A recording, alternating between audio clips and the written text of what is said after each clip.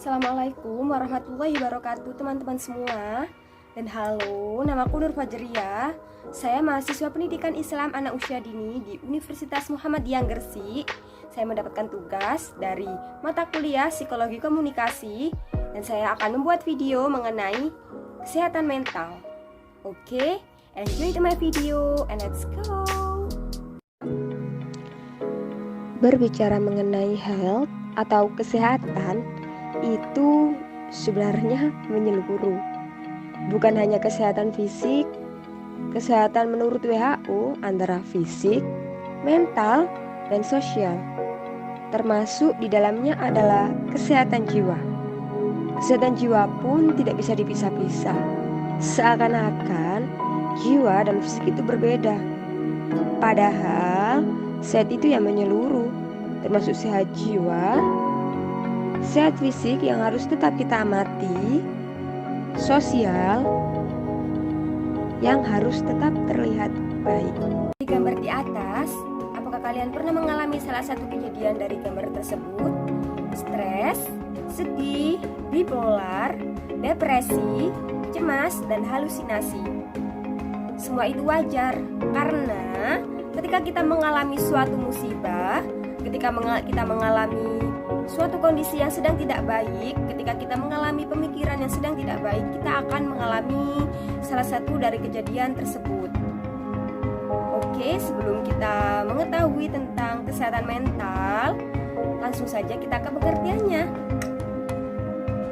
Oke, yang pertama mengenai mental, menurut KBBI pada tahun 1995, mental yaitu bersangkutan dengan batin dan watak pada manusia yang bukan bersifat badan dan tenaga. Jadi mental itu merupakan batinnya manusia, wataknya manusia. Kemudian kesehatan menurut WHO yang pertama yaitu menyadari potensi diri kita sendiri. Jadi kesehatan mental menurut WHO itu sendiri yaitu menyadari potensi diri sendiri. Kita kalau mentalnya lagi sehat, kita itu bisa menyadari potensi diri kita sendiri. Misalnya kita mau melakukan apa, kita sanggup untuk melakukan apalah itu, kita berada pada kondisi mental yang sehat. Kemudian menghadapi daily stress. Memang pada kesehatan mental itu, kalau kita mentalnya sedang baik, sedang sehat itu bisa menghadapi hari-hari kita yang lagi stres. Jadi tidak mungkin kalau kita tidak stres dalam waktu satu hari tersebut. Kemudian bekerja secara produktif lah.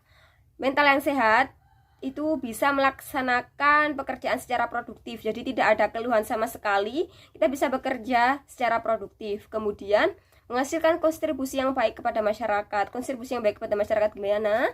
Kita bersosialisasi, kita bisa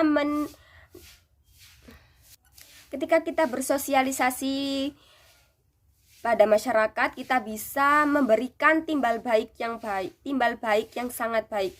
Misalnya kalau kita diajak berbicara, kita tidak sedang marah, kita sedang baik-baik saja lah. Itu merupakan kesehatan mental dan mental kita itu sedang sehat.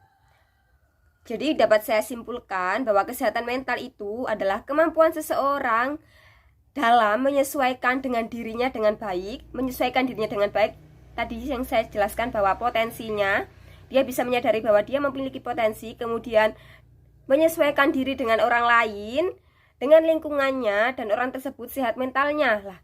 Jadi sehat mentalnya itu bahwa mereka tidak memiliki gejala-gejala kejiwaan. Oke. Berlanjut pada faktor yang mempengaruhi kesehatan mental. Yang pertama yaitu faktor internal yang ada pada diri kita sendiri. Yang pertama itu faktor gen. Faktor gen itu sangat mempengaruhi pada kesehatan mental, terutama pada saat kita sedang berada di dalam kandungan. Itu ibu dari yang mengandung harus memiliki kesehatan mental yang baik agar tidak berpengaruh pada si janin tersebut. Kemudian pada batin kita sendiri, ketika kita mengalami masalah atau sedang diremehkan seseorang, kita pasti merasakan batin yang kurang baik. Nah, itu akan sangat memicu pada kesehatan mental. Kemudian pada pemikiran, ketika kita mendapatkan tugas sekolah, memiliki stres yang sangat berlebihan karena tugas sekolah itu akan mempengaruhi kesehatan mental. Jadi belajarlah berpositif dalam berpemikiran agar tidak mempengaruhi penurunan kesehatan mental bagi kita. Kemudian yang kedua yaitu faktor eksternal atau faktor yang dipengaruhi dari luar diri kita. Yang pertama yaitu faktor keluarga, di mana keluarga ini juga sangat mempengaruhi adanya kesehatan mental, karena ketika kita mendapatkan keluarga yang sangat baik, mendapatkan keluarga yang sangat mendukung mengenai aktivitas kita, kita akan memiliki kesehatan mental yang sangat bagus. Sebaliknya, ketika kita mendapatkan keluarga yang tidak bisa mendukung kita, itu bisa menurunkan kesehatan mental. Kemudian dari segi pendidikan itu bisa ditetapkan dari sekolah. Nah, itu ketika kita bisa melakukan aktivitas, ketika kita mendapatkan ilmu dari sekolah itu bisa mempengaruhi dari kesehatan mental. Ketika kita bisa mendapatkan pendidikan yang sangat cukup, itu kesehatan mental kita akan bertambah menjadi baik. Kemudian dari lingkungan, yaitu dari teman-teman, dari masyarakat. Nah, itu ketika kita mendapatkan masalah atau musibah, atau ketika kita diputuskan dengan pacar kita, lah itu bisa mempengaruhi kesehatan mental. Itu termasuk pada faktor eksternal pada masyarakat. Kemudian ciri-ciri perilaku normal yang sering kita temui, kalian pernah berpikir tidak kalau apa yang kalian lakukan itu normal? Misalnya, saya kalau pakai baju seperti ini normal nggak ya? Kalau saya melakukan tingkah laku seperti ini itu normal tidak ya? Nah, ini sesuai dengan yang saya cantumkan pada PPT saya. Yang pertama, ciri-ciri perilaku normal yaitu bertingkah laku menurut norma-norma sosial. Lah, ketika kita menaati dan bertingkah laku menurut norma-norma sosial itu bisa dikatakan bahwa kita normal. Yang kemudian yaitu mampu mengelola emosi. Ketika kita sanggup mengelola emosi, ketika kita bisa mengontrol emosi dengan baik, itu juga termasuk perilaku normal. Kemudian dapat melakukan kebiasaan-kebiasaan sosial apa saja. Yang pertama, kita bisa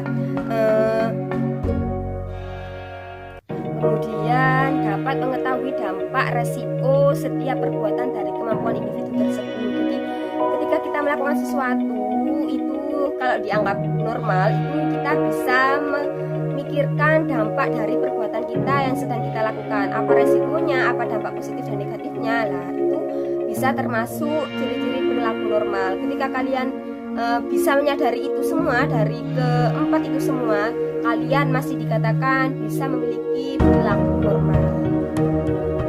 Dan yang terakhir yaitu cara mengatasi kesehatan mental.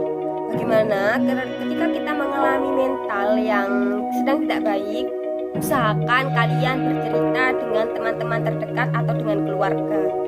Ceritakan apa yang terjadi, apa yang kalian pikirkan. Jadi jangan sampai kalian menyimpan dan memendam perasaan yang sedang tidak baik, atau batin atau pemikiran sedang tidak baik di dalam tubuh kalian. Itu akan menyebabkan gangguan-gangguan yang akan muncul.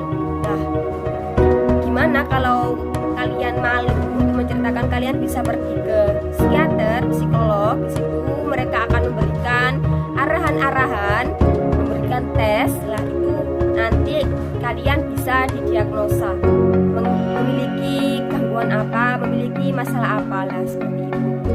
Oke teman-teman, terima kasih atas partisipasi dalam melihat video ini. Semoga bermanfaat bagi kalian semua. Assalamualaikum warahmatullahi wabarakatuh.